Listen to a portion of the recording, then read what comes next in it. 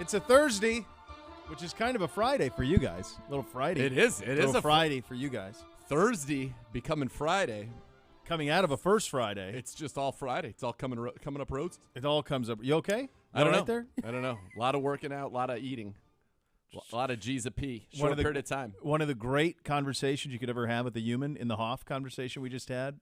Great. From his spread. Just a FaceTime of delight. Really was. Really extraordinary. I needed it, frankly, because this is, if you were drafting the opposite of best possible day, this is it for me. This is worst possible day. Yeah. This rain, gross, gray, disgust turning into snow, this is the number one draft pick. You give me, I take cold, I'll take snow all day over this. This is the number one draft pick. This is it. This is the worst.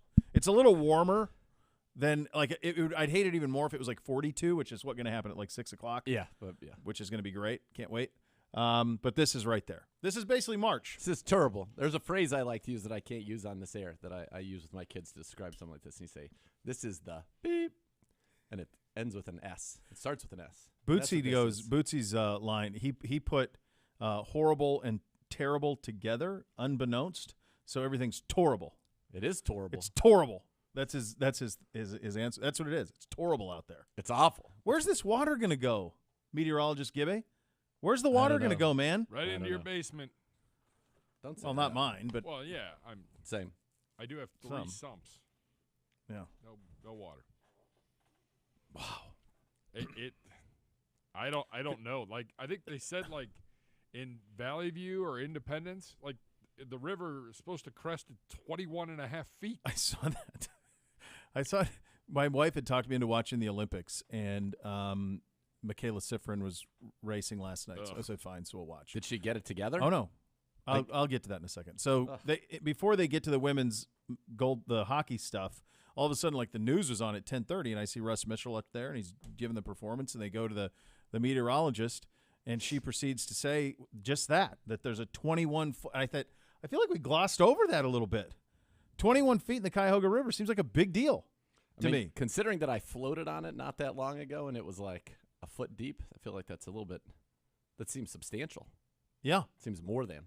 Yeah, I would imagine your anything around the river's got to be close to underwater. You might want to head for higher ground if you live near a river, whether it's the Black River out in Lorain County or Independence, Valley View. I mean, even driving through Olmsted Falls this morning, it is you could whitewater raft. Yeah. If you'd wanted to. I believe it. The Black River sounds like it shouldn't be in Ohio. It sounds like it should be in our home state of Montana. Out west somewhere, yeah. There's the Blackfoot River out west. There's that, and the Little Blackfoot. There's those. You mentioned, well, I guess I mentioned, and then you asked how she did. So I can't get into these Olympics, haven't been able to. But one thing that is tough to watch, and it happened again to Michaela Schifrin last night. So she does fine in the downhill, and then they interview her because, of course, we have to pick people that are faces of the game, right? So they interview her and they ask her about her skis, and she gives a long answer on her skis. And they say, well, what do you think about the position that you're in? And she goes, well, theoretically, I'm in a good position, but, I'm not seeing eye to eye with the slalom right now. So she's already in her head. Before any she didn't finish either the first two, and she was the prohibitive favorite. She's the best slalom skier in the world, yes. So she was favored for 3. She was. And perhaps still is, but there's obviously a mental block here. So I get up this morning, because I'm not staying up to watch it. I get up this morning to find out that she doesn't finish the slalom part of the combined. So this is the third event that she hasn't been able to finish. So this is the second straight Olympics where the face of the Olympics from the U.S. perspective has been unable to finish. So this is Simone Biles, and this is Michaela Schifrin, which got me thinking a little bit. Is this right now in our current climate the worst time you could ever be an individual athlete? And the reason that I think that it might be is these kids are, and they're in their 20s, so I'll call them kids. I'm a man, I'm 40. They were raised on these phones, and there is an addiction to the affirmation that comes with what's on the phones and the social, and I think there's an addiction to the negativity that comes on the phones. You're seeking out your mentions one way or another, positively, negatively. You're relentlessly pursuing them. What are people saying? What are people saying? And you're on this little screen, and there's no way to separate from it. So sometimes it's possible, I think it's likely in both of these cases, was there really any pressure on Simone Biles? She was universally the best gymnast in the world ever. Everybody already knew that. She'd done things that no one had ever done before. The last Olympics for her were, icing on a cake, a cherry on top of a sundae. The same could be said of Michaela Schifrin. She was already considered one of the greatest skiers of all time. She's a three-time medalist. Right. Like, she was the face of the previous Olympics. Like, she's done it. Wasn't she trying to be the first one to ever win a gold at 3 different Olympics? I think that's it. Yeah. But, like, you've done it. Right. Like, was there real pressure on them? Now, NBC does this because they're making television shows. So they assign people and they set up characters and agenda set and say, you're going to care about this and we're going to show you these things. And I think that adds to it. And that gets to the feeling as I was watching this last night. As soon as she gave the interview, I said, there's no way she's finishing that slalom. There's no way. There's no chance. You could tell by her answer. There's no way she was finishing it. She was already preparing for not being able to finish it. And I just wondered, is this the worst time that you could be an individual athlete in a sport like that? Because you cannot shut it off. You mentioned the whole social media thing.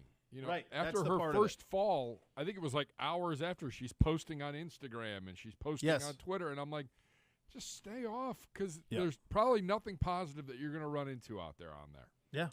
I think that what you're tapping into is that because of social media and because of the direct connection with everybody and just the constant cycling of it and just the omnipresent nature of it, that you could probably get yourself into a bad headspace that out of something that was you can work yourself into a shoot, as the great Hulk Hogan would say. Yeah. And I think that maybe that is some of the stuff that happens. I think of, I'm trying to think of the greatest individual athletes of our lifetime. And I mean like pure individually. You had Tiger, right? And obviously he had at one point things went off the rails for him. Yeah. I think of Michael Phelps, who I think might be the greatest individual athlete ever. And he had a lot of pressure. I mean, he was the face of everything for, it felt like 20 years. Yep. And he kept delivering. But he maybe, being a little bit older, wasn't raised in this world. I think it's, when you see kids, young kids get themselves either into trouble or, like, in some cases, very sad, tragic things happen because of what's happening on social media. You wonder about it. It's an interesting thing. I hadn't really thought about it that way. I thought of it more from the standpoint of, okay, you've done this. You're trying to do something nobody else has ever done. Yes, you had a great career, but this is the one thing here. And, like, I'm trying to think of, is there anything singularly? I guess the Super Bowl's one game, but it's not like something that happens in the course of 2 minutes or in these slaloms in the course of a minute. Olympic. And you work for 4 years.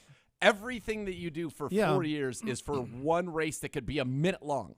Yeah, but that's been that way that's the Olympic model for 100 years. So that's been there. And I don't recall, and maybe it's just because these stories weren't covered as much. I mean, who knows? We probably weren't as aware, but I don't know. But I mean, why is this happening so much now? And the only thing that I can point to, the only difference is the social media aspect to it. When you engage in social media, you allow people who otherwise would not have access to your brain to have access to your brain. Yeah. And so with that comes incredible affirmation at times. You're so great, all this. And it can be incredibly negative.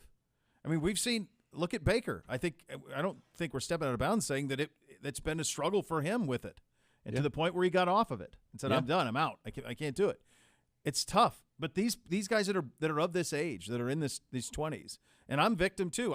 I'll be watching. I was watching the Olympics last night, and I hadn't had my phone on me for much of the night. And I thought, I wonder if anything's happening. Like, what do I need to know what's happening for? It's 9:45 on a Wednesday. I'm enjoying a cocktail. Like, what am I got to know what's going on for? But I did. I went and checked Twitter. Oh, this is it. This is it. So there is even as a man, I'm 40. I still find myself looking for it. So imagine if you grew up with it and it's all you know, and you're constantly looking for it. I don't know. I think it's just I don't recall this to have back-to-back Olympics, the face of the Olympics from an American standpoint, not be able to compete. And it's 2 events that are very skill-based in the sense of technical. And I think with Simone Biles, she got the spin, so she kind of lost her equilibrium, her balance, her sense of center, which is hard. And maybe that's why it doesn't happen to a guy like Phelps or it doesn't happen to a Ledecky, because you just get in the water, you swim.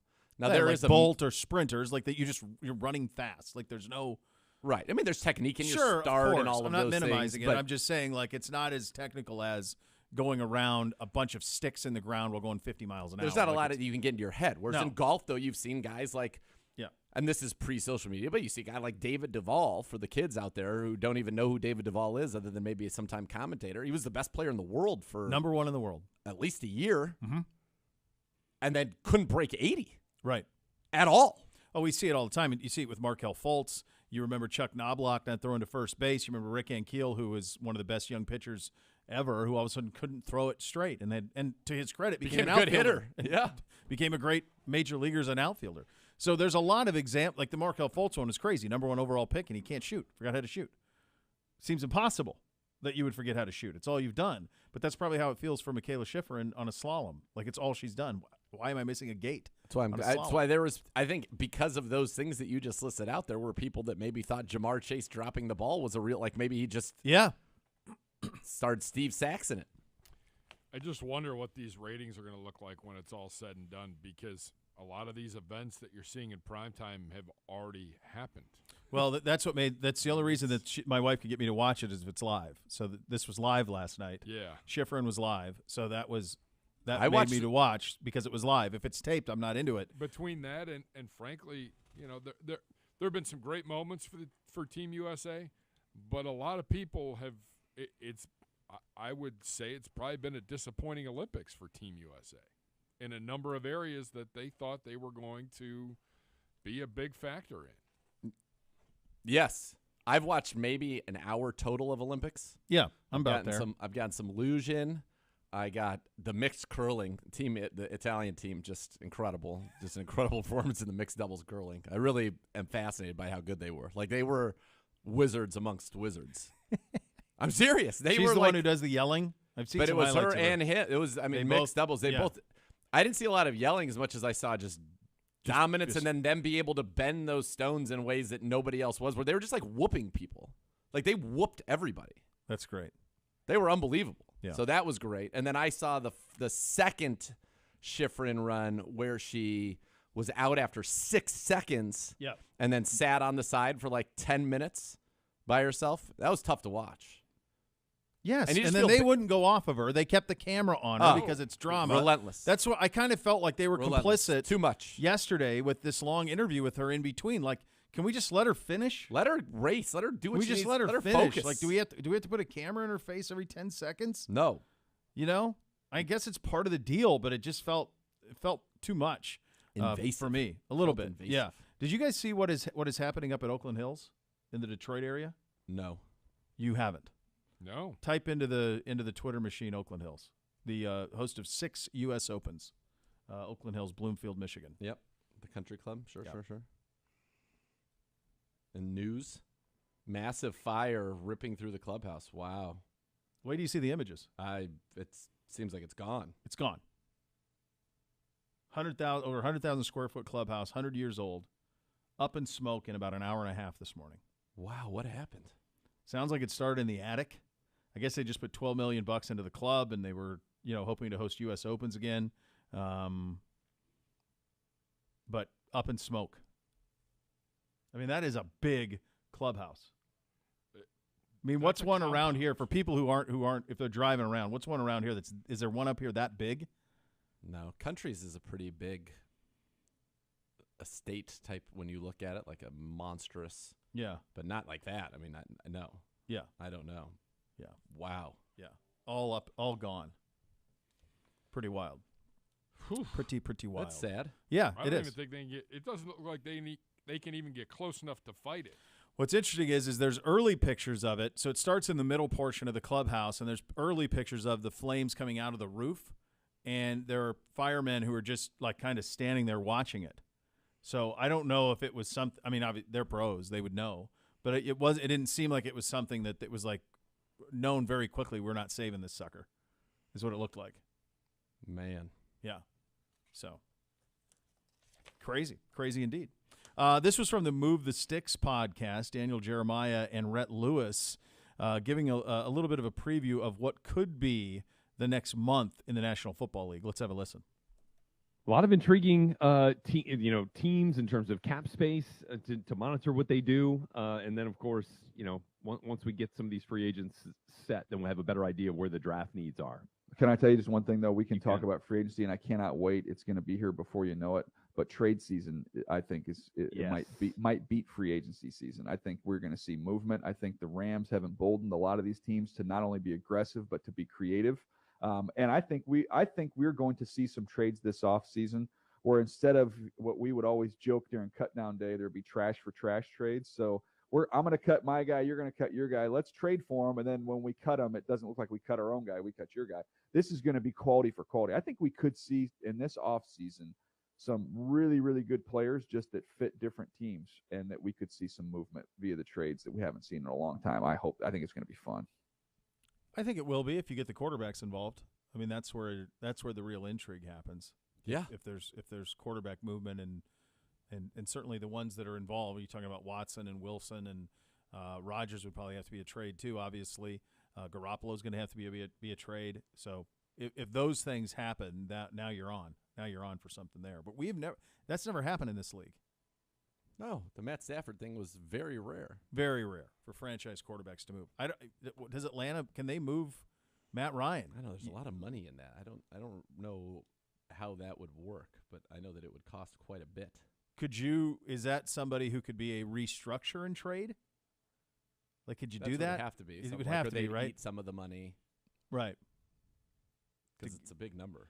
It's huge. Isn't it like 43 or something? Yeah. It's a big number. So I don't know. But that's what would allow for that. And I do think that I think some parts of the Rams model will be copied.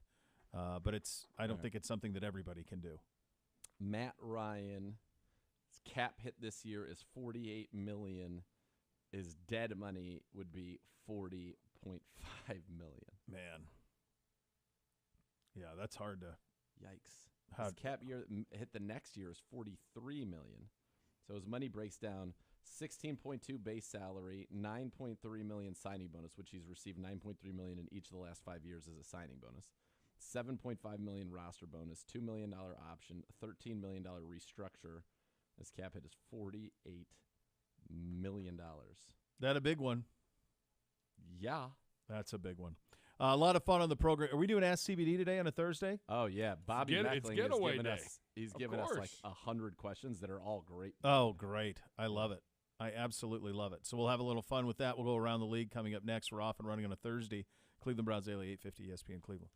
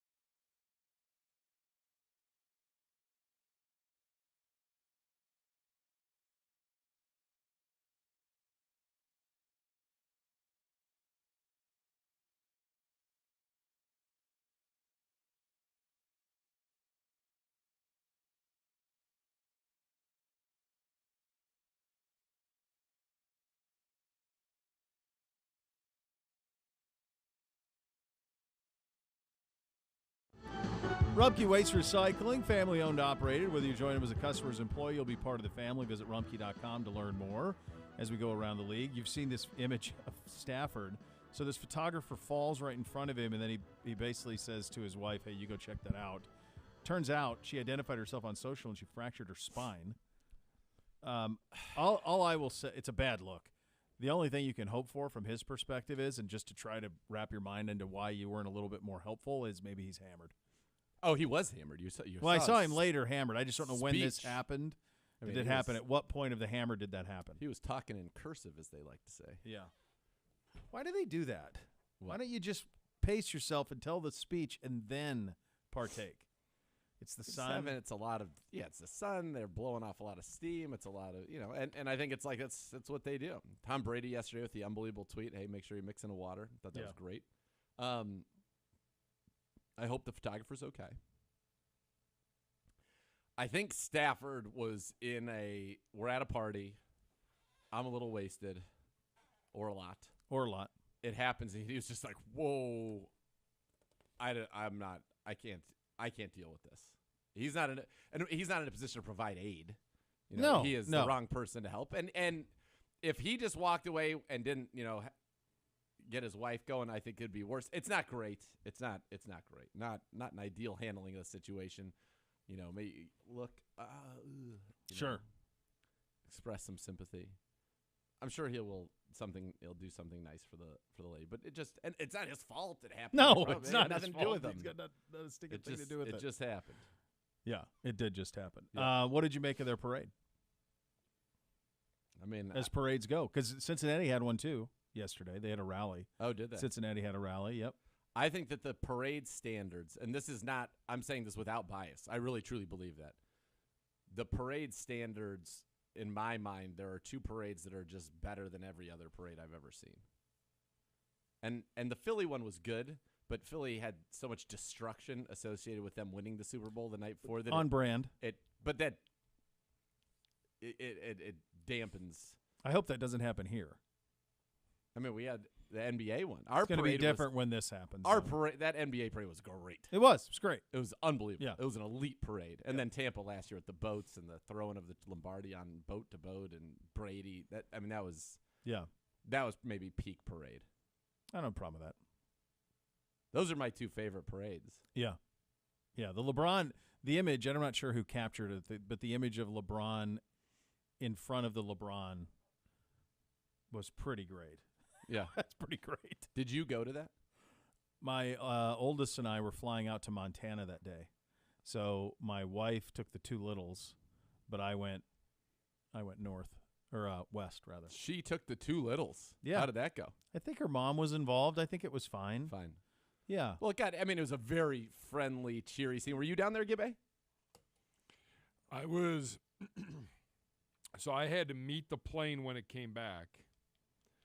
And I actually shot the video of LeBron running along the fence with the trophy and the Ultimate Warrior shirt. Photo cred Gibbe.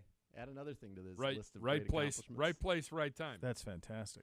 But then my position for, because we had to cover it. Sure. I was at ESPN. Like, we had people on the roof of the auditorium. I was down in the media area at the stage where everything was going to happen. Well, you after a certain time, you can't leave. Sure. The parade took so long to get to us. Everybody's electronics were dying. Oh. Like, phones were dying. Like, backup batteries. It didn't matter. And you were cooking. It was hot. Was it a hot one? Oh yeah. That's why guys are loaded. Yeah. If you sit there for 3 hours. Yeah. And by the time you get there. And with the heat, and you're thirsty, and you're drinking alcohol instead of hydrating. I covered the stage part. So, okay. But I mean, everybody else was.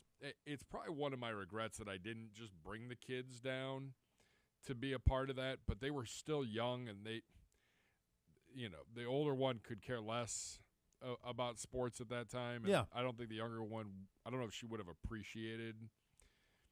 Well, I mean, what are you going to do, really? I mean, it's, a car drives by, you wave. Yeah. I think my wife just wanted to say that they were there I remember they were right on that first turn. They were right by at the time the queue. They were right by there. They didn't go down to the. So we were by the pretty quick turn. Miss K and I went the Monaco's, and we were by the statue that's out in the center field of the Indians ballpark. Okay. So we were kind of like right on that corner. It was a blast. I mean, everybody had a great time. We snuck into Barrio for little tacos at one point and just walking around. I mean, I remember just being like, champs of the world, high-fiving everybody. Yeah. It was awesome. It was a great, joyous time. It was pretty cool. Yeah. I thought that was a pretty cool moment. Yeah, the Browns one would be bonkers, but the Browns one also would be winner. Be this. Yeah, it'll be this. Which is these conditions. This isn't bueno. No. Look at Ted striding by. Oh, water down. Luminaries right now everywhere are everywhere everywhere. you look. I noticed even Scarlett. Scarlett has a certain focus to him. Like there's not a whole lot of saunter. That's they're the here. Luminaries are here. Yeah, but I mean, there's a skip in his step. Look, he's like waiting for somebody to come up the stairs. Lots of meetings going to on. do some escort. Everybody getting their marching orders for the next 6 to 8 I'm going to tell you. Questionable. Scarlett wearing the white socks with the dark slacks. It's always questionable. I'll also say it's Is he even wearing a sock? You don't think he's wearing a sock? Okay, then that would be even more so. Know what time of year it is. And then the other thing is you got to be careful on those steps, kids. With the slick shoes, be careful with those steps. I stay on that gravel strip. You got to. If you get off that strip, you're in trouble. No. I ignore the bulk of the stair, quite frankly. Yeah, I live you on need the to. edge because there's grip. There's grip on that edge. He's got a lot going on in his life. There's a child coming.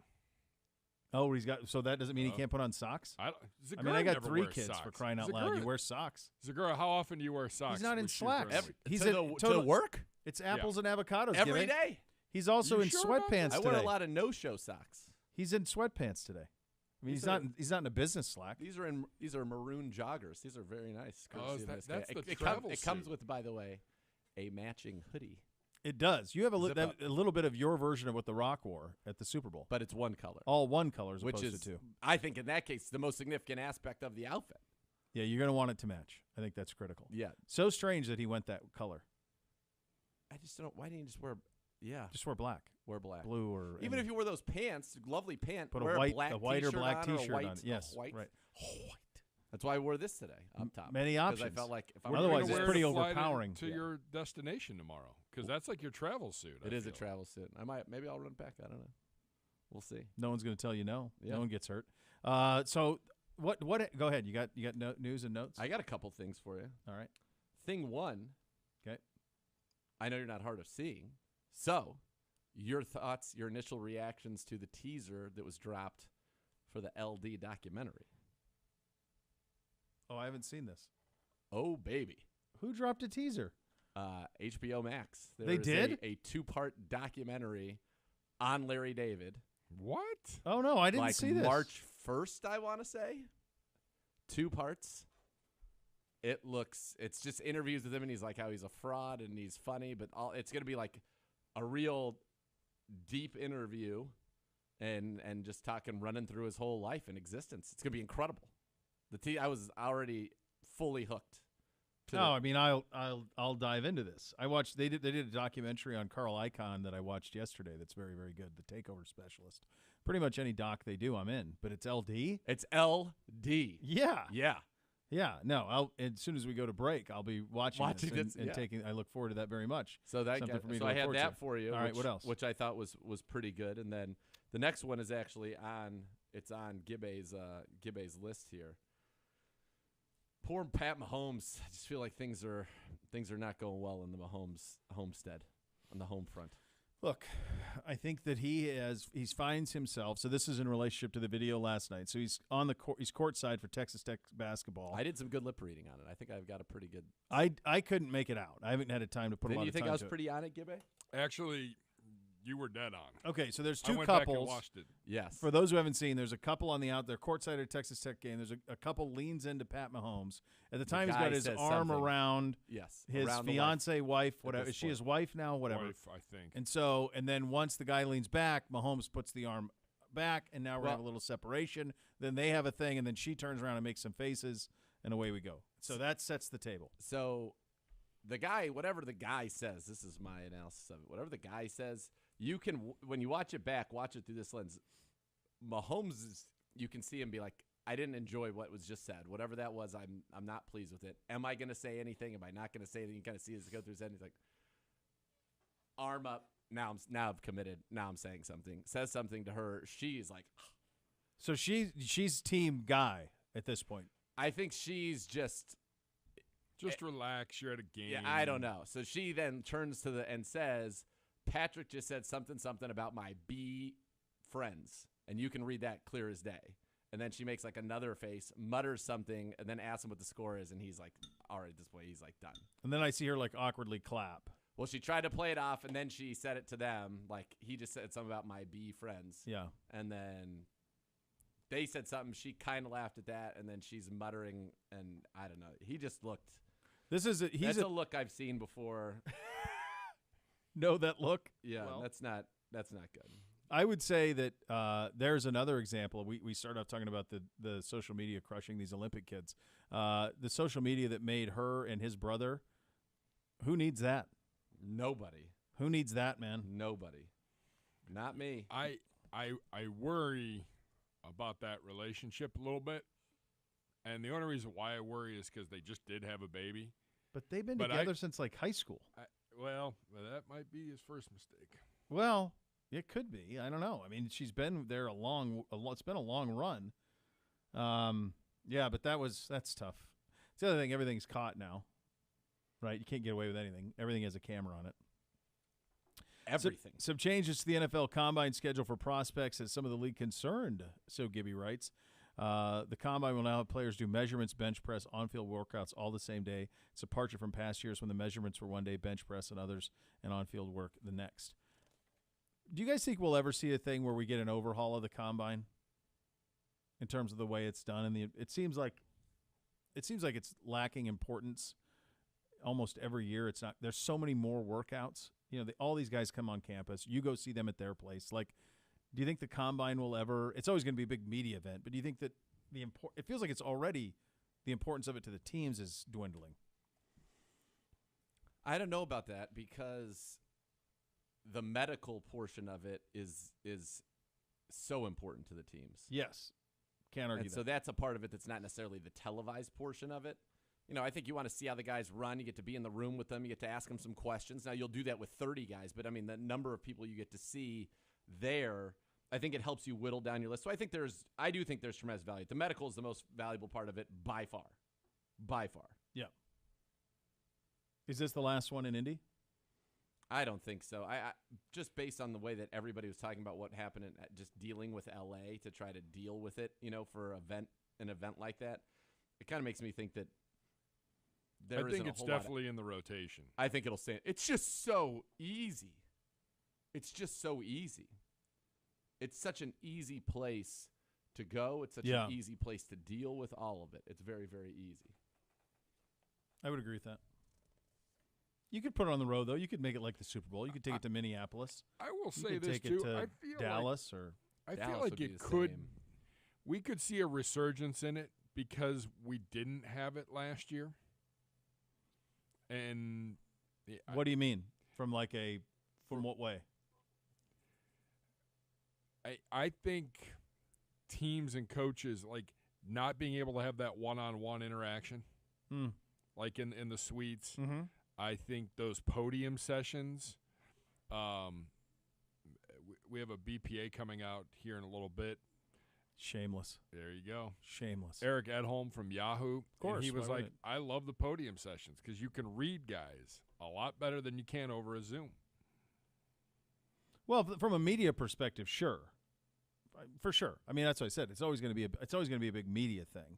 But it does feel like there are so many more opportunities to meet these guys than there were, say, 10 years ago. By the time you have them to your place, you go visit them at their place. There's so many opportunities. You take all of them, obviously. And I think you have it right. It's the medicals that are that's your real focus when you're trying to lock these things down. All right, coming up next, we'll take a look at our offensive line as we continue inside the numbers and the position review of the season. That is coming up next. You'll listen to Cleveland Browns Daily on 850 ESPN Cleveland.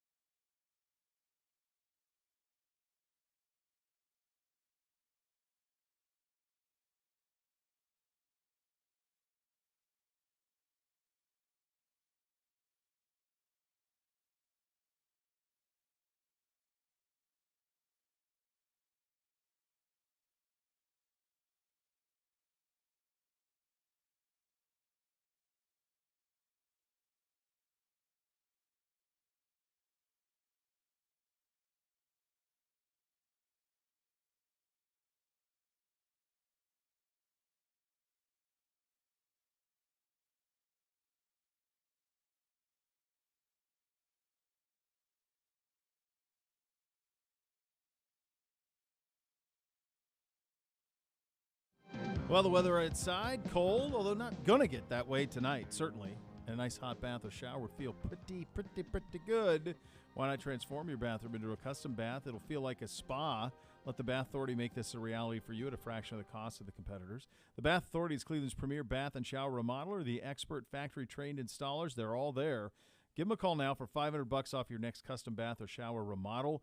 It's 216-220-8399 or go to thebathauthority.com. It's where affordability meets quality. They get the largest selection of bath projects. They're all made in the United States. You can change your bathroom from outdated to outstanding. Tub to shower conversions. It's all there. Superior products, expert installers, thebathauthority.com, 216-220-8399 for that $500 off right now. We continue our position review. We are on the offensive line now, where we have one of the best ones in the league as you go inside the numbers. A rushing yards of per game of 145.4. Sacks allowed, 27th in the NFL with 49 of them. Sack yards lost, 22nd in the NFL with 299 of them. But, of course, sacks are not just on the offensive line. That is the entire group on offense that creates those things. In terms of the 2022 outlook, this is where it gets a little interesting, as we could have a little upheaval here. There's certainly a possibility of it. Yeah, so as we take a look, at what was and then what is, here's an amazing one from Anthony. Did you say this one? Not a single game this season with all of the primary starters intact. We didn't have one game where your starters started and finished a game all year. Well, we were wondering about that at the end of the season. Like, do we have one season where everybody was where they were supposed to be? So no, it was the correct answer. In fact, on the offensive line, we didn't even have that. They never played one game together, all five. Crazy. A full game, which is wild. Yet the team still averaged 5.09 yards per rush, leading the NFL, highest for the team since 1966. All right, so here's what we've got here. Jedrick Wills this year battled through an ankle injury, and it was suffered in the season opener. It ended up costing him 4 games. I don't think he was ever really able to get healthy and didn't play at the level he did during his rookie year due to the fact that he was injured. But he demonstrated a lot of grit. He fought out there. He battled, and the Browns, I think, and Jed are both expecting a bounce back in year 3, and I think that will be very important. Joel Bitonio, your left guard, first-team All-Pro, Pro Bowler in 2021. He's made 4 straight Pro Bowlers. He has been either second-team All-Pro, which he was in 18, 19, 20, or first-team All-Pro, which he was this year, in 4 straight seasons as well. He was PFF's #1 graded guard for the year in 2021. And how about this? He was even graded as a top 3 tackle in his 2 starts at left tackle. It's pretty good. Pretty good. Longest tenured Browns signed a big extension this year to keep him with the Browns through 2025. Center, you got J.C. Treader. He's been a top 2 pass-blocking center in each of the last 2 years, according to Pro Football Focus. A guy who's very unheralded. I think he deserves more accolades. He should be a Pro Bowler at some point in his run here with the Browns. Missed his first game in his entire Browns career. That was against the Packers due to COVID on Christmas. But he's kind of like an extra coach out there, entering the final year of his contract. So he's under contract through 2022. Right guard Wyatt Teller, second-team All-Pro for the second straight year, made his first Pro Bowl this year as well. He has been a top 5 graded guard at Pro Football Focus in each of the last 2 seasons. He also signed a big extension that will keep him with the Browns through 2025.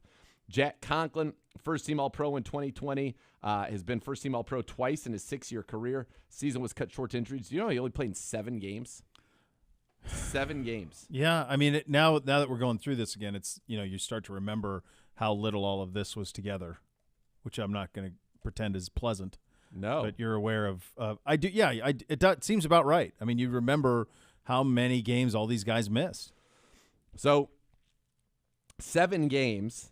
Then the season was cut short and lost week 12, where he tore the patella tendon in his knee. He's rehabbing daily at the facility. I know he's ahead of schedule. 2022, this year coming up, the final year on his contract. So those are your 5 starters, all under contract, all should be back. Hopefully they get to play together. That would be very, very nice. Key backups going into the year, Chris Hubbard was supposed to be your #1 backup offensive lineman, basically at any position. He missed the entire season with a triceps injury, and I think he was missed quite a bit. This guy with 48 career starts in the NFL, all over the offensive line. He is an unrestricted free agent. Now, he's a guy who restructured his contract to stay here with the Browns last year. You wonder, I've seen him around the facility. I know he's working out, rehabbing, and all of that. So we'll see if, does Chris Hubbard have a future here at this point, an 8-year veteran. Nick Harris, Browns 5th-round pick in 2020, started Week 16 at center at Green Bay. Played well. Didn't allow a single pressure on 42 pass blocking opportunities. I think he likely is the center of the future. And I thought that was a big game for him in terms of the confidence they have in Nick Harris in this building as he enters his third season here. But again, behind J.C. Tretter for now. Your tackle, another tackle, James Hudson, rookie 4th-round pick from Toledo. He appeared in 6 games at left tackle and right tackle, made 4 starts at right tackle. Ups and downs. They had some rough games. The Monday night in Pittsburgh with T.J. Watt, although T.J. Watt gives a lot of people rough games. Did it for the most part. He actually had did a decent job, but when he was beaten, they were for sacks. Is basically all of Watt's pressures that game went for sacks. The good news for Hudson, his best game of the year was his last in Week 18 over Cincy. He had a PFF grade of over 90 in that game. Didn't allow a single pressure for the first time all year. So we'll see. He should be the top swing tackle headed in this season. Then you've got Michael Dunn, an exclusive rights free agent who played 4 games in 2021, making 2 starts at guard versus Vegas and Green Bay. Solid player, was the hero of that wild card win, filling in for Joel Bitonio. And then Blake Hance, another exclusive rights free agent. What that means is basically if the Browns want him, they offer him a tender and they stay. That's it. So if the Browns want Dunn and Hance here, they will be here. Blake Hance worked at guard and center exclusively in the preseason. And then he appeared in 14 games, making 7 starts at both left tackle and right tackle. He was a starting left tackle in the Chargers game where he did not allow a single pressure to Joey Bosa, and the Browns produced over 500 yards of offense and scored more than 40 points. Ups and downs this year for a guy playing out of position. I think he did a great job, and I think he earned, the right to be a Cleveland Brown going forward. And then here are the other guys that are just kind of on the roster right now. You got Drew Forbes, the 6th-round pick from Southeast Missouri State in 2019 for the Browns. Remember, he opted out in 2020 due to COVID. Knee injury cost him the entire 2021 season. So we haven't seen him in a long, long, long time play football. Yelda Froholt, the 4th-round pick of New England in 2019 out of Arkansas, was on the Browns roster and practice squad in 2021. Didn't appear in any games, so will have a reserve futures contract. Alex Taylor's been with the Browns organization since 2020, a big 6'8" tackle. Then there's Elijah Nakansa, an undrafted free agent out of Toledo, who's been on practice squads around the league since 2018 and even appeared in 1 career game. He's been with Tennessee, Seattle, Houston, Indy, the Jets, and now the Browns. He's 6'1", a 6'1" tackle that has been bouncing around since 2018. It's kind of incredible to me. Sure is. That stunned me. And then Alex Taylor's 6'8". And then there's David Moore, an undrafted free agent out of Grambling State, who's on the Browns practice squad this year, late in the year, and is on a reserve futures deal. So your top 5 are set. I think your top 8, if you call Hudson, Hance, and Harris, the 3 H's, those are probably your top 8 going into the year. And then you wonder about Chris Hubbard. You wonder, how it looks there. But and if Jack Conklin's ready, when will Jack Conklin be ready to play for the Browns, and can he regain that form that he had in the year 2020 when he was first-team All-Pro? Yeah, I mean, I think, isn't that it? That's your big question. It's Conklin and a little bit Wills. Yeah. I think those are the 2 things. Obviously, the middle of the offensive line is as good as any in the league. The 2 tackles are great. It's just a matter of, is Conklin healthy, and does Jed take a step? Which he needs. We need him to take – he was drafted very high to be a franchise left tackle. He needs to take a step and be a dominant player on the edge. Yeah. Is part of the thing. Certainly, and he's got to stay on the field. Yeah. Where would you rank bolstering the offensive line among the biggest offseason priorities? Well down the list. Well down, yeah, of things that we need. Yes, yeah. Running back at the bottom, and then offensive line probably next. Least important. Is it best to upgrade the offensive line position in the draft or through free agency? I think this year, if you could find, it depends on the development and how you're feeling about, James Hudson and where he is next year. But if you need to find a veteran that can come in and be a jack-of-all-trades swing tackler, whether that's Chris Hubbard, maybe you look in free agency. For the most part, I think you're going to continue to apply, and add guys through the draft. Yeah, it's. I wouldn't have had that. We didn't have any snaps with those guys. I would not have had that. Well, we had snaps with them. They never started and finished the game together. Finished. Yeah, would not have had that. Because they all started week 1. Yeah. Wills doesn't finish with the ankle. I think week 12 we had everybody again, and then Conklin doesn't finish with the patella. It was rough.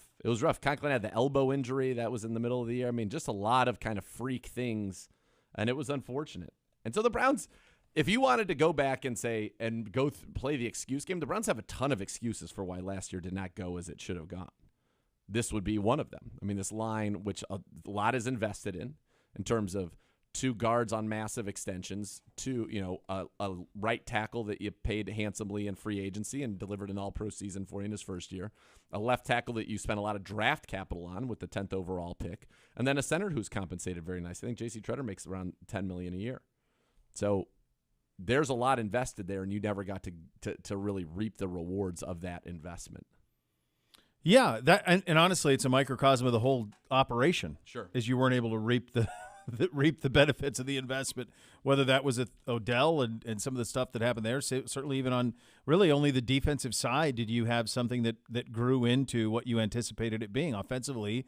This was a lot of stops and starts, and you just couldn't get the momentum going. And injuries played an incredible role in all of this. No doubt. You mentioned the offensive line injuries, the issues at receiver were injury-related certainly as well. We talked yesterday about Kareem Hunt at running back. You forget how little he played for this team. And, of course, your quarterback Baker Mayfield with the shoulder, which happens early in the season. You play with injury throughout. So it's, it's so hard. That's why this is such a delicate offseason, delicate, critical offseason for Andrew Berry, because the team in your division just went to the Super Bowl. You have to keep pace with that.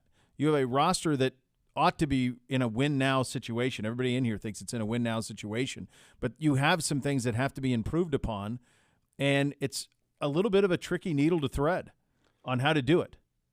It is, and that's why this is going to be such a fascinating offseason. And you're in a conference that is loaded.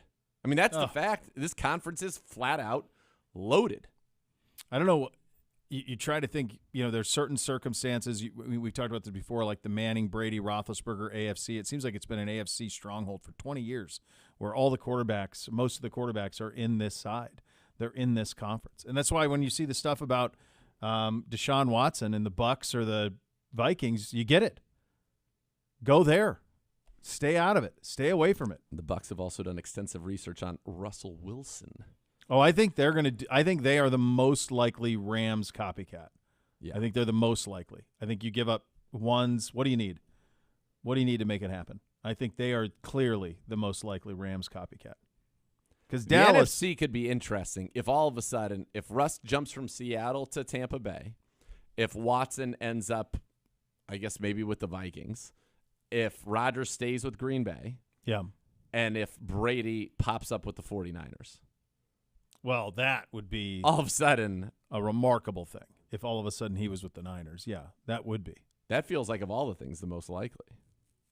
Well, Watson's going somewhere. Yes. I just think it's smart for him to go to the NFC. I'm sure he sees that as well. The path is much simpler. I mean, you go put him on them or the Saints, Bucs or the Saints. And if you're Houston, you probably would prefer to send him to the you don't NFC. want to deal with him. Right. Yeah, you don't want to deal with him at all. Indeed. Buying or selling a home with Howard Hanna Real Estate Services is always a winning strategy. If you plan to make a move this season, they're going to have you covered at Howard Hanna. Every day is game day. Visit howardhanna.com/GoBrowns today for more.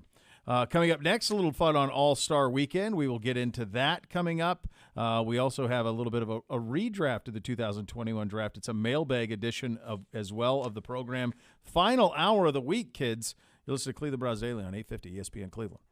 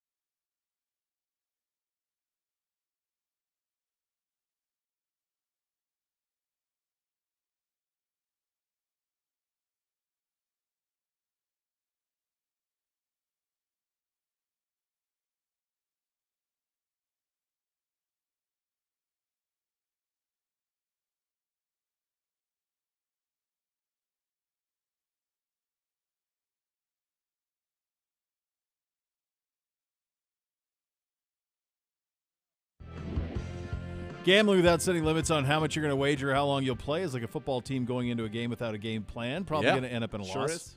Always set limits before you bet. Get more tips like this at keepitfunohio.com. You're a day away. Day away. The lovely Miss K. What would you describe the color of the sky right now? Death. Nothing that you could say on the air. Ash. It's Just. It looks like 5 o'clock at night. Someone, I would not recommend doing this, but I was looking for a book to read on our honeymoon, and because it was a long flight from Los Angeles to Bora Bora, and so it's 6-8 hours. It's a long time. So I was looking for a book, and someone said, "Oh, you got to read The Road by Cormac McCarthy." Okay, sure. I don't know what it's about, so I grab it. I'm familiar with his work and know that he's pretty damn talented. So I start reading this. It's basically a dad and his son at the end of the world, and just trying to stay alive while flesh-eating people are after him, among other things. And all it Viggo Mortensen did the movie on it. That's what it reminds me of. It just the sky just raining ash, except it's actual rain. That's where we're at right now. By the way, I would not recommend that if you're going on a honeymoon. That's not a honeymoon book for you to read on the flight. Doesn't sound like it. Not one of It's those a little dark. It sounds like a positive. It's a little dark. The All-Star Game is here this weekend. The festivities beginning today, I believe. There's some stuff going on. TNT will be live from the Rock Hall tonight, inside the NBA. Just for like a fun show, like NBA at the midway point, huh? Well, I guess. Are there games tonight? I don't know. I feel like there might. I'm as detached from this. I don't know if it's because the Super Bowl went right up to it. I don't know if that week buffer wasn't there. I don't know what it was, but I'm as detached from this as I've been from anything. I've got no feel for it. It's here. My kids want to go. I looked at the tickets and I said, no. Nope. Don't believe we will be doing that. There are games tonight. So inside the NBA. League game. Yeah, I see what you mean. League games tonight. Yeah, because the Cavs. Do the Cavs play Detroit tonight? No, there's no. Cavs are done. Oh, okay. But it's weird that there's games when All-Star Weekend starts tomorrow. I feel like everybody would be coming in now. They must be in a close proximity. Our good friend Steve Fiorello, big Browns fan. Yep. Head of TNT. Yeah, it's your guy. It's the best show, man. It's the best studio show ever done. Period. I'm not even limiting it to sports. Period. Nothing's been better than it. I was sad though. I saw Chuck said he's not going to go that much longer. He said he's 61. He doesn't want to die on TV fighting with Shaq. Which I thought was great. Even when he makes a bold statement so great. like that. Like you just want Chuck to be there forever. Heat, Hornets, Wizards, Nets, Mavericks, Pels, 76ers, Bucks, and Rockets and Clippers. Yeah. 5 games tonight in the association. What's your guys' favorite All-Star memory of all time? I don't know that I have a particular memory, but for me it was like late 80s, early 90s, Jordan, Magic, everybody getting after it. Yeah. And Magic coming back and getting to play after the HIV. He played in that All-Star game. That was pretty cool. I mean, that's something that sticks out. That was in Orlando. He got to play in that game.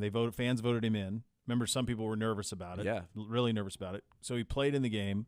He hit a step-back 3 over Isaiah Thomas and then a step-back 3 over Michael Jordan with like 17 seconds on the clock. They just ended the game.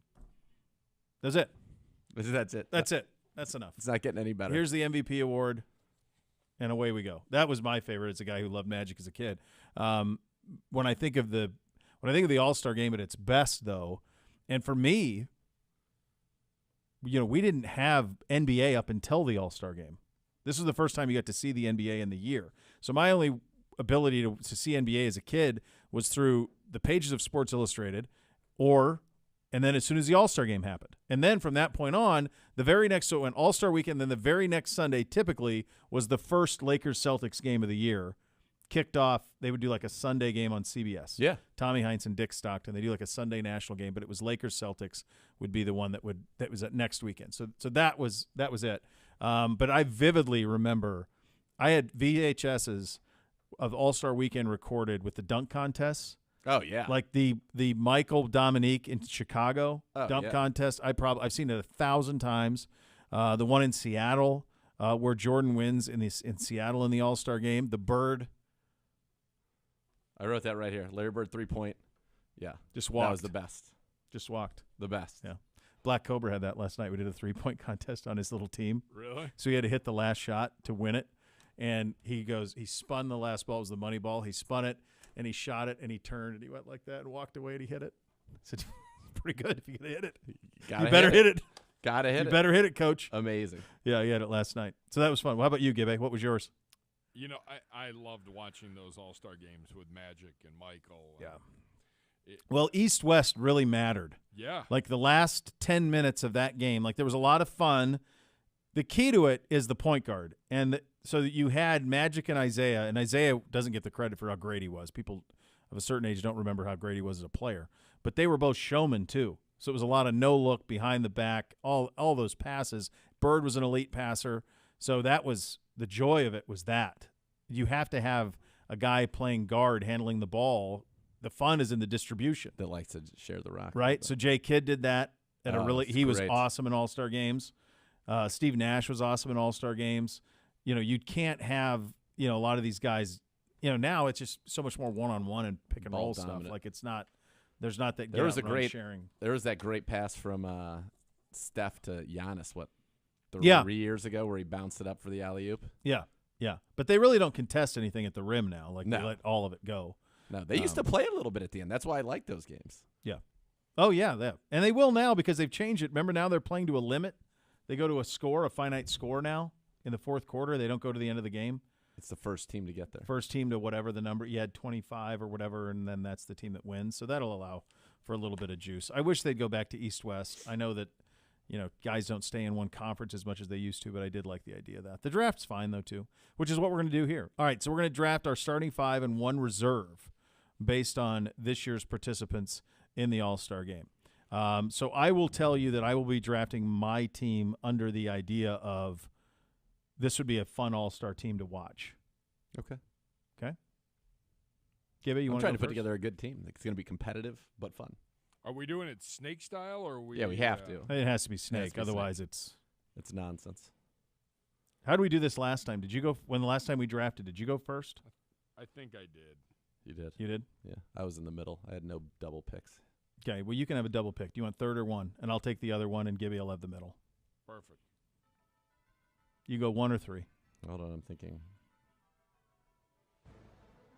All right, I'll take 3. All right, I'll go LeBron. Okay. You get everything you want. Fun to watch. He'll distribute. Likes to pass. Showman. He'll be supremely motivated back home. I mean, that's fine. You can have him. I will. I'll take him. Happily. I mean, I'll take Giannis. All right. All right. I'm going to take Luka. And I'm going to take Joel Embiid. Because he's been playing just such... He's unbelievable. Luka's fun. Luka's fun to watch. Very fun. Fun to watch. Yeah. I'm going to have to take Curry. Yeah, it's pretty good for you, Gibby. Give me some shooters. Another one. Fun to watch. You took... all right. I'm going to take... I want Ja Morant. Yeah. I thought about him. I want Ja Morant, and I want Jokic. I like your team quite a bit. Good passers. Share the ball. Electric. Ja. Segura, did you take Luka? I sure did. Okay. Sorry. I had that backward. I'm keeping track. I'm writing these down as we go. I mean, give me Garland, baby. Give me a little Cavalier love. Okay. How's LaMelo this year? Fun.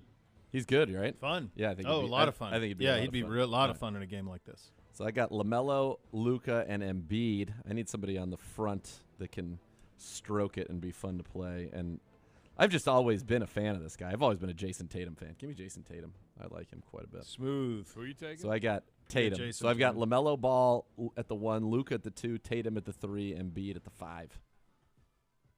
I could use another wing, though. I don't need to be position locked in. But I like that. I like where my team's at right now. All right, Gibby. I missed one of your guys. I have Embiid, Tatum, LaMelo Ball, and Luka Doncic. Oh yeah, LaMelo. Sorry. LaMelo's a lot of fun For in this whatever game. reason, the speaker. He'll throw some nice lobs. Quiet today. Oh yeah, LaMelo's that's what you want. Oh, what do I want to do here? I like Karl Anthony Towns. Go on that route. All right, I want Trae Young.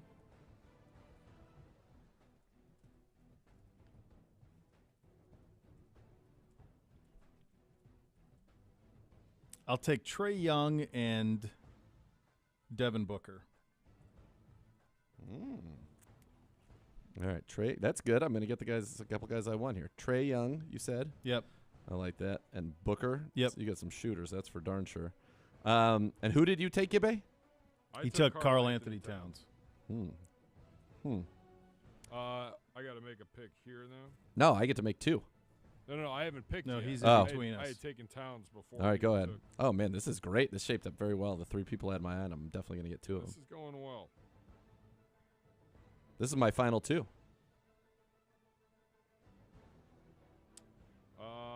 I'll go Donovan Mitchell. Okay. All right, this is great for me. I'm going to take DeMar DeRozan, who's having a heck of a year, by the way. And I'm going to take Chris Paul, one more distributor. I like that. So I've got So this is Gibby's last one. Luka, Yes, sir. LaMelo, Tatum, DeRozan, Embiid, and then CP3. I'll take me a little Jimmy Butler. Yeah, it was between Butler or DeRozan for me. I'll take Jared Allen. Jared Allen. All right. Yep, it was down to those two. All right. Gibbe, put it out there. See what the people think. Put our rosters out there. I like your team, Beau. I mean, how can you not like your team? So you've got I got Jokic, LeBron, Ja, Trey, Booker, Allen. LeBron's playing the 5 or 4 for me. He's playing the 4. and then Gibbe's got Giannis, Stinks, Curry, Garland, Mitchell. We're gonna outfit your team. Not a lot of height there, Gibbe. He's got Karl Anthony Towns too. Yeah, but that's it. And who's the other one? Jimmy Butler. Jimmy Buckets. That's solid. Solid squad. Solid squad. What was yours? You have CP3, Embiid. CP3 was called, and let's go last with him. We've got LaMelo, Luka, Tatum, DeRozan, Embiid, and CP3. Yeah. Good squads. It's an exciting time. The young guys in this league are fun, man. Where's Kawhi at? Is he not playing? He's just injured all year? He's been injured all year, man. Paul George also injured all year? Yeah. there's Durant's injured. Sad for Harden's the Clippers. out. Sad for the Clippers. Yeah. Ja Morant I really enjoyed Ja That Morant. was a great pick.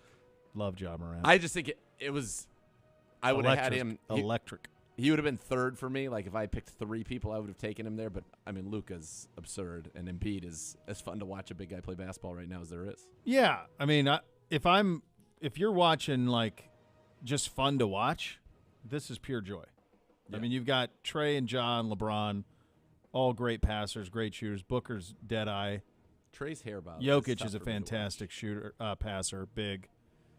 Yeah, it's fun. That's fun. Going to be a fun weekend. Going to be a fun weekend It's here a lot of talent for the All-Star game. So who went good time for the undrafted? league. That's more fun. Who went undrafted? Middleton, Wiggins? Murray, Levine, Gobert, Fred Wiggins, VanVleet. Van Vliet. Levine would be a fun guy in this. He's going to Yeah. have some great dunks, great slasher, Yeah. shoot it a little bit. Yep, he would be. All right, coming up next, redrafting the 2021 NFL Draft, and of course, it's a Mailbag Thursday edition. Get your questions into Gibbe. That got loud. You listen to Cleveland Browns Daily on 850 ESPN Cleveland.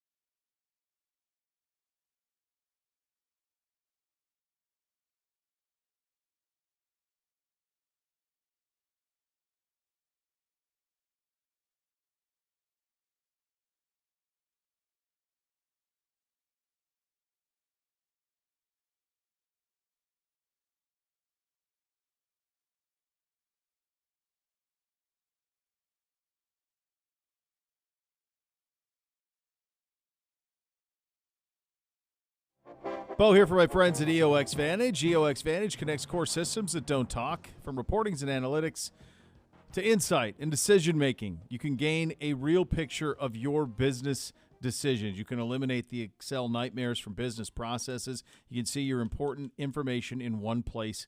Gain real-time insight to make smart decisions on performance through role-based visualization dashboards. With EOX Vantage, you can benefit from lower overall costs, better alignment between technology and specifically business needs, scalability, easy deployment, management. EOX Vantage makes your data work smarter to move your business forward. You're all about growth, and frankly, your software should be too. And with EOX Vantage, it will be. Your company will scale effortlessly. Local presence but global footprint, trusted by some of the world's biggest brands, and the 2021 Cleveland Plain Dealer Top Workplace winner. Check them out, EOXVantage.com. We are redrafting. CBS Sports redrafting last year's draft. They have all three of the quarterbacks stay the same to the places that they were drafted to. Do you buy that? I certainly think that Lawrence still going to go 1. Wilson would still go 2. I don't know about Lance. I don't know if he would be more enamored with Fields at this point. I don't know about that. Or Mac. I'm not. I think they're pretty. I think they were enamored with him. Like, would they have moved off of Garoppolo sooner? Because Mac was obviously more ready to play. I think he likes this upside that Lance has, and so I'm not. I think I could see that, and I think that the change they make at number 4 makes a lot of sense to me as well. So they have Jamar Chase going 4 Yep. to Atlanta. I think that makes all the sense in the world. Here's one for you. If you're San Francisco, do you just keep Garoppolo and draft Jamar Chase? And put Chase and Debo and Garoppolo and You'd use a first-round pick on Ayuk. Right, but I mean, he's obviously much better. Right. I don't know. I think that they would keep the quarterback. I think that's what they felt was holding them back more than a playmaker. Okay. Well, they got the NFC Championship game with Garoppolo and a Super Bowl. That's like that's what I'm a saying. lot there. Yeah. You know, Garoppolo's done a lot.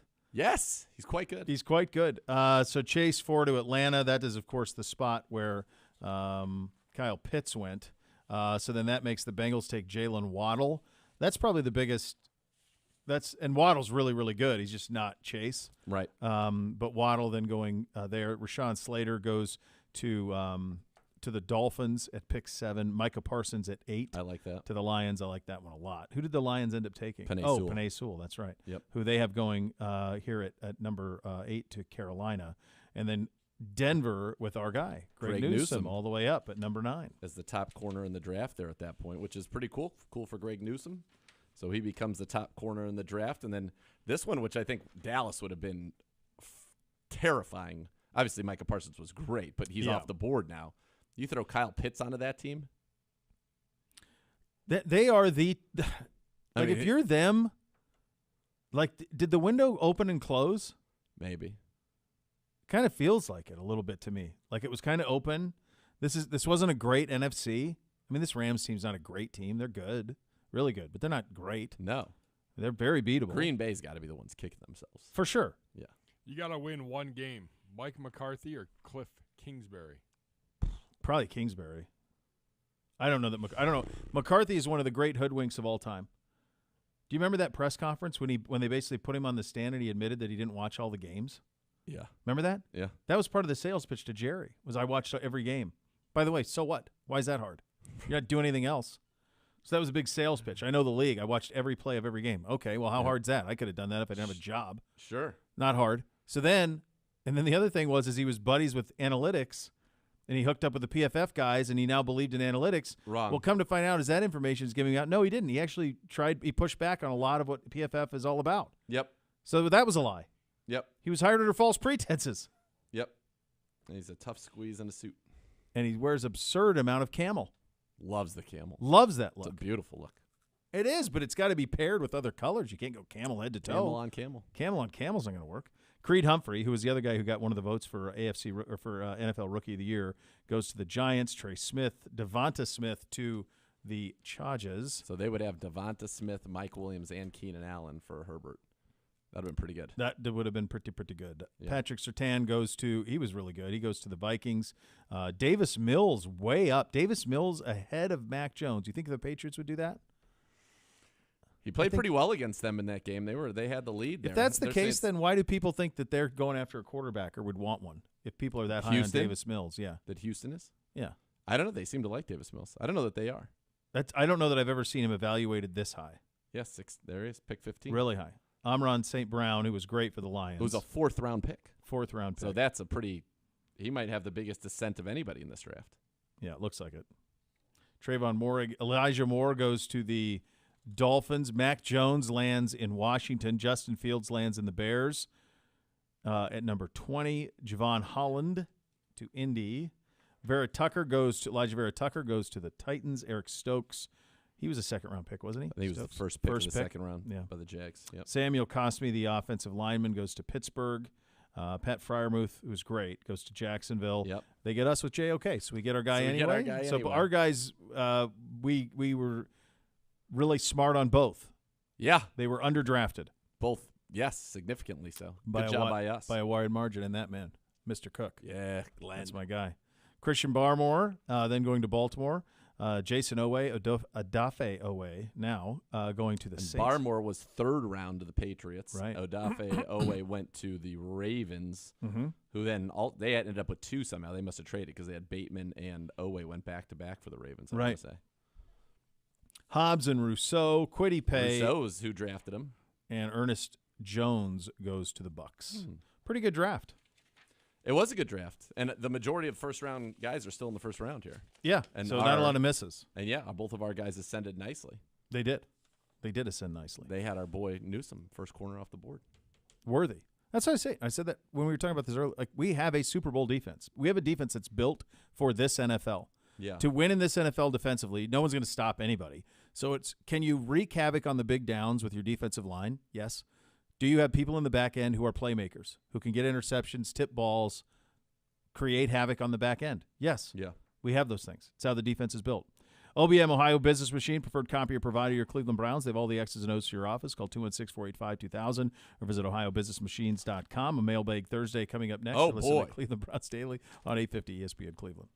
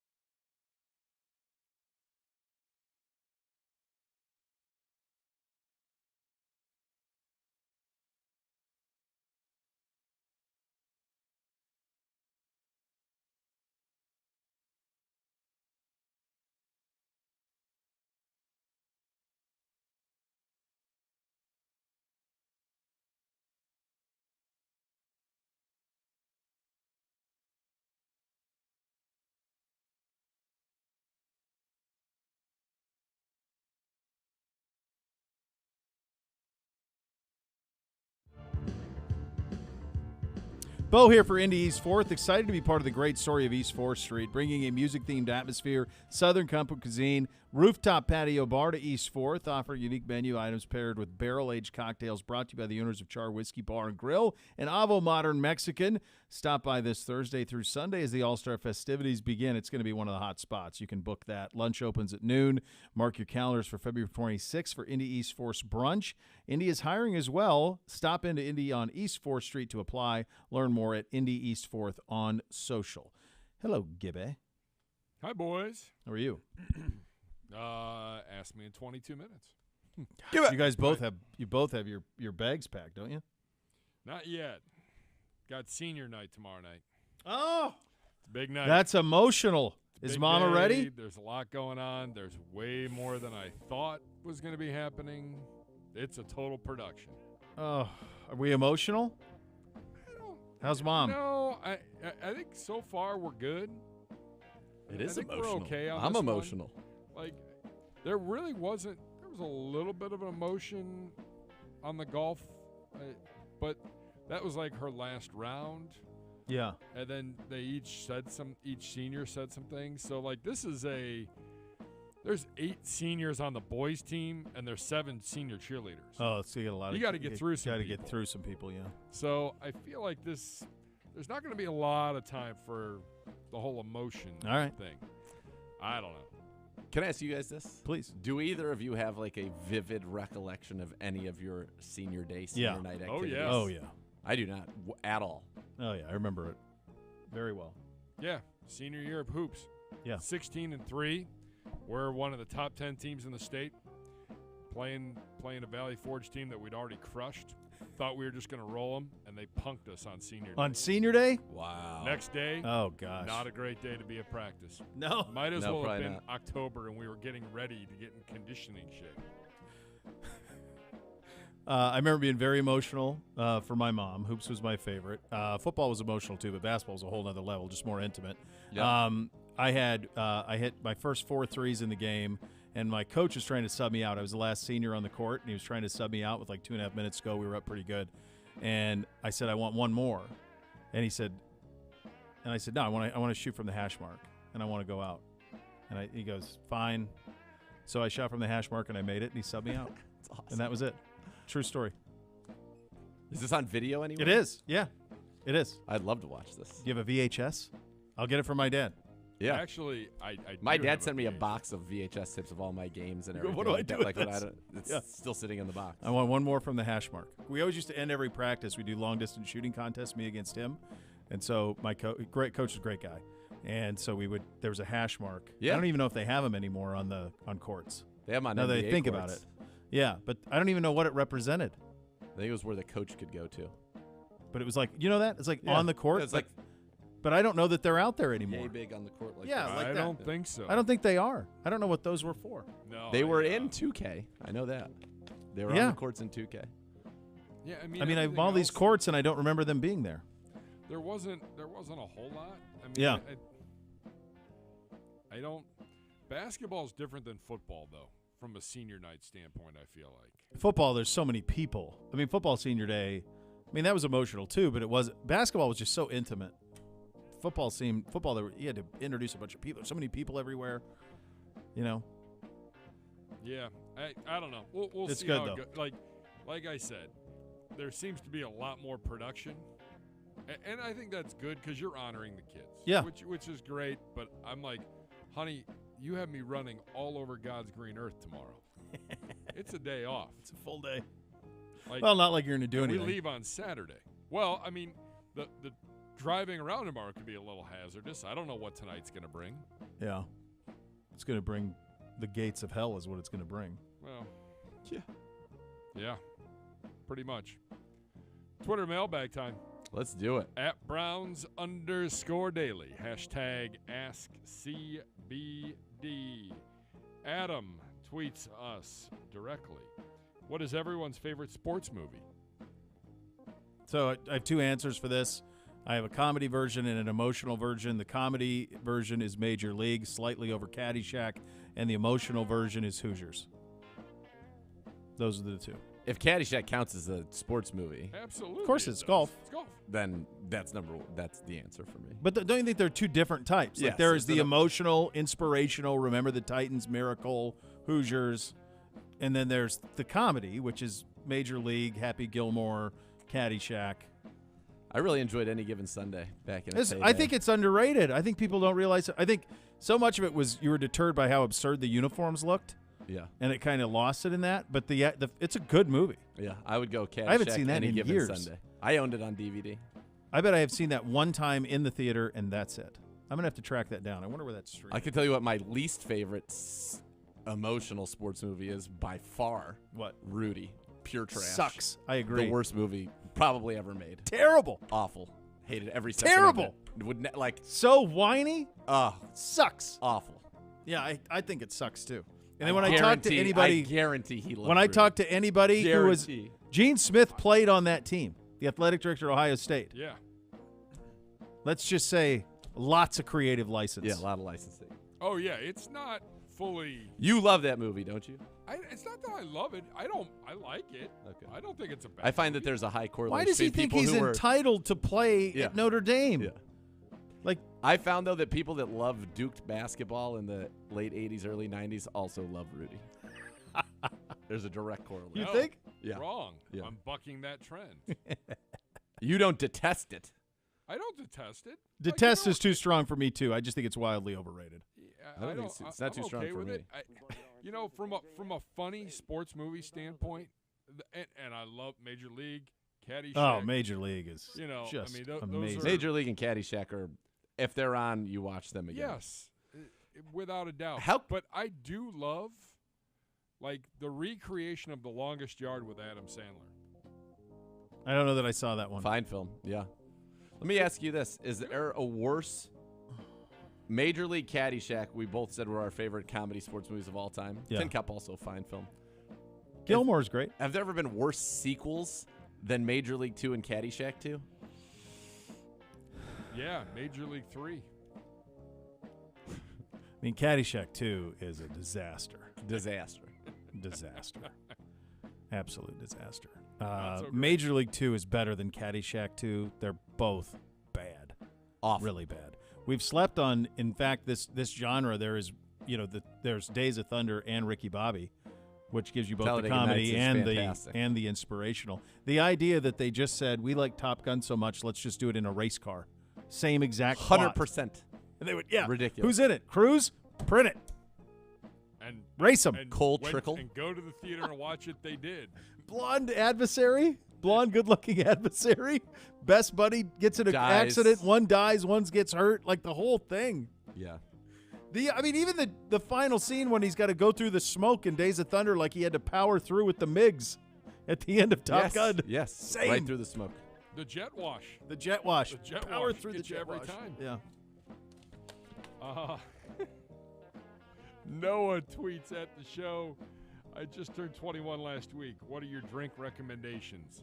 The right side of the menu on Saturday, the left side on Friday. Well, I assume he's had a cocktail before. Or are we to assume that he's Puritan and he hasn't had a drip of alcohol until he's turned 21? I would assume there's already been a few. This is what I say. Stay away from beer.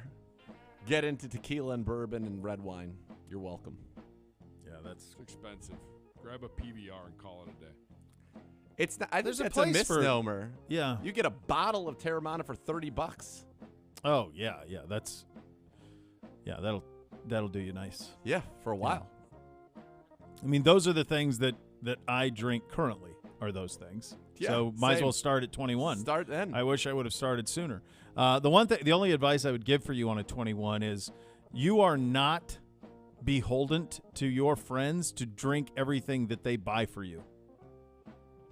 Oh, yes, you are. Oh, no, you're not. Oh, yes. You mean, No, are you talking you're about not. shots? Yeah, there's this pressure when you turn 21 that you got to drink everything that everybody buys for you. No, you don't. If you're on the back end and you have been buying for everyone and been a part of that, oh, yes. No, I disagree. Couldn't disagree more. Well, yes.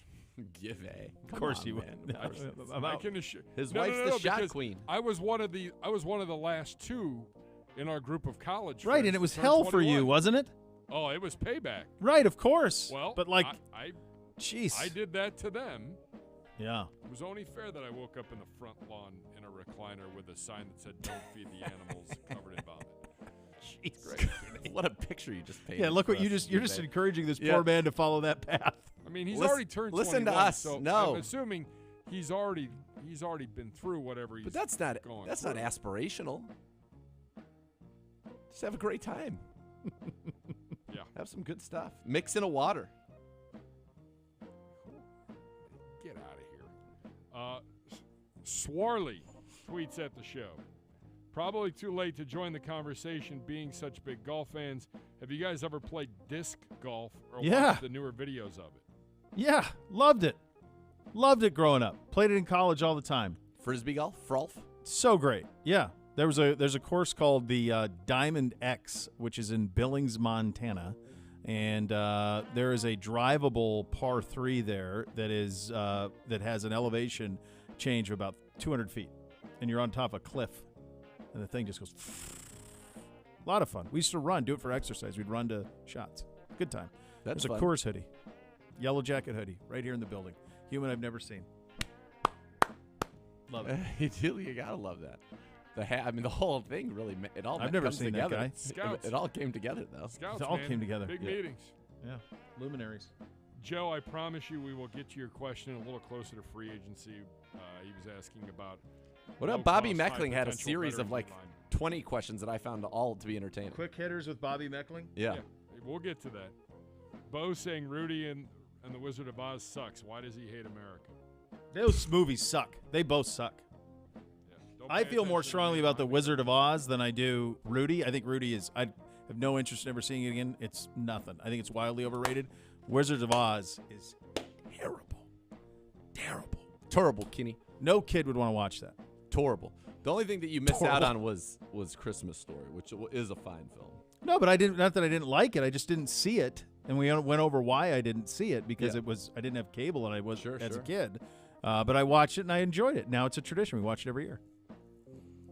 You would have thought that Turner would have tried to make his network accessible to ranchers. You would have, since he owns a large chunk of the state. Yeah. Yeah, or did. I don't know if he still Right. does. All right, let's get into Bobby's questions. Bobby brought them strong today. Corn or flour tortillas? Corn. What's Preferably the most ironic blue thing corn. you've ever seen happen? I Next. don't even know I where don't know how to to answer. go It's like with rain on your wedding day, I guess. Yeah. Not for me. You know, Easy, Alanis. you like that? Yeah. I don't. It's free ride when you're already late. He has a bunch of good ones though. Keep going. That was Go- deep, Bobby. Go next. What movie quotes do you use on a regular basis? A ton. Don't sell yourself short. You're a tremendous slouch. Caddyshack Yeah, that's quotes. definitely that's a Lebowski quotes. lot of Lebowski. Zoolander. Yeah, there's a lot of Lebowski. There was a time when Wedding Crashers was Wedding was Crashers. really used a lot. I think one of my most shameful periods was in college when I was like the first one in town that saw Swingers, and I basically So ripped Money, off baby. Big T's entire repertoire. Yeah. And thought it was the cleverest thing ever, and then realized like a month later other people started to see it, and then they would use it. And yeah, I was had the a good Big run. T. I had a good month where I was like, this is the cleverest dude ever. Yeah. And the only good thing that kind of worked is that not a lot of women saw that. Yeah. So it was okay. There's so many you don't even Yeah. know. Oh my gosh, there were so many. I dropped that so many times on people's heads. You like a big bear, Big the Bear claws. I mean, all that. Batting the bunny around. Yeah. So much. God, Bishop, you're hilarious. Where are you getting this stuff? Top of the head. Who knows? Who knows? It's coming to me. It's magic. It What is. It's the- like magic. Bobby's grilling of us continues. What is the most expensive thing you've broken? I shattered a window. I mean, I've been in a car accident, probably from like just pure Shattered. stupidity. The most expensive thing I've broken was a giant, like a floor to ceiling and a over 10 feet tall, big window.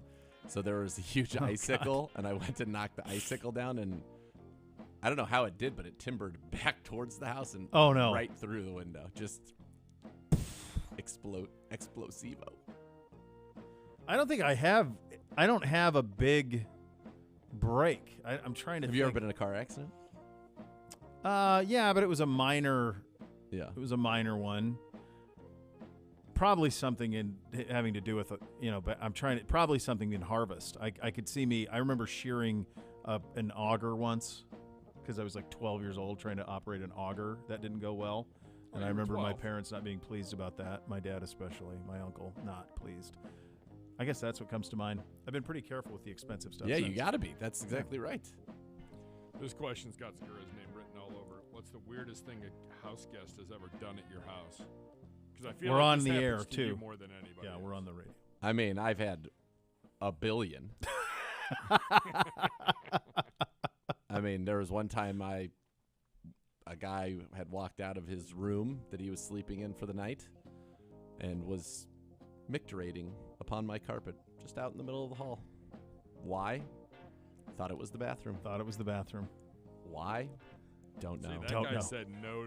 That guy didn't say no all night long to alcohol. I also had a situation where somebody who was staying at my house while I went to work for the day invited people over I'd never seen before. And when I came home, they were having the time of their life on the patio. Just humans you've never seen. Never seen, never met, never what heard are of. These people? No ask. Not, about. Hey, do you mind? Do you think? you mind if I have some buddies over Well, to your house? My house is your house. Mi Is casa, my, si yeah, su casa. right. So, and they're in a very public, like the patio's right on the, like the deck's right on It's this, right like there. it's a pond. We'll call it Lake Zegura, but on a little pond, but visible. So There. the activities that you choose to do on the patio Our scene. are not invisible to the rest of the neighborhood, despite what you may think. You're not hiding. Jeez. They were not, Bobby. from what you just said, they were not ding. Oh, that's great. Bobby wraps up his little thing. Is cereal soup? No. No, it's cereal. It's cereal. It's exactly what it is. By the way, on my way to my my workout today, I had you got to get some carbs, get a little energy pre-workout. Sure. I haven't done this in forever, and I was like, what am I going to get? I just was feeling it. I could feel a little hypoglycemic. So I was like, I need to get some carbs in there, get some sugar in there. So I ripped a Raisin Bran. Okay. No milk, just ripped it and no milk. Just crushed it. Sans milk. Yeah, just because I didn't want the milk in there.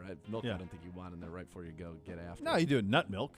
You do an almond. I was just in the cafe here. I didn't know that. Oh, you're in the cafe. Yeah, they got to have an almond milk or something down there, or coconut milk. Got to. Maybe. I'm not interested in the coconut. I used to do a big contest when I was a promotion director on St. Patty's Day. I had a giant bowl. You had half a box of Lucky Charms. Sure. With beer. Oh. You couldn't use a spoon. It seems like that would be terrible. Your mouth and your hands. That can't be good. First one done, win the big prize. Win the big prize. Real quick before we go to break, Sean Gray, have you seen Long Shot, the documentary on Netflix? It's about a scene from Curb used in a murder trial. It was the scene from the carpool lane where they go to the Dodgers game. And yes, the guy was in the background. It saves him. It's amazing. Good job out of all of you on those. Those were great. So much more to come. You'll listen to Cleveland Browns Daily on 850 ESPN Cleveland.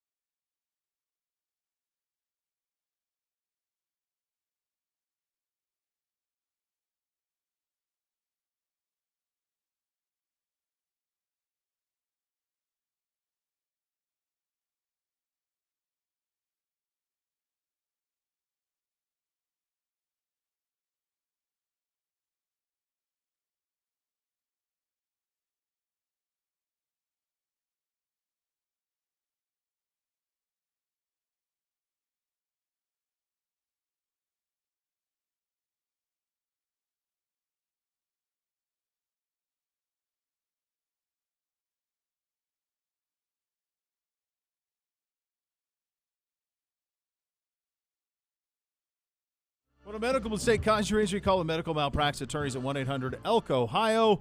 Elk & Elk's a proud partner of your Cleveland Browns. We are off tomorrow for the All-Star festivities right here on 850 ESPN Cleveland. We're off Monday as well. We will be back here on Tuesday. You guys enjoy your time away to sunny locales. Thank you. On Thursday. Yeah, Gibby's gone for forever. Must be nice. Next level's next. Cleveland Browns Daily, 850 ESPN Cleveland.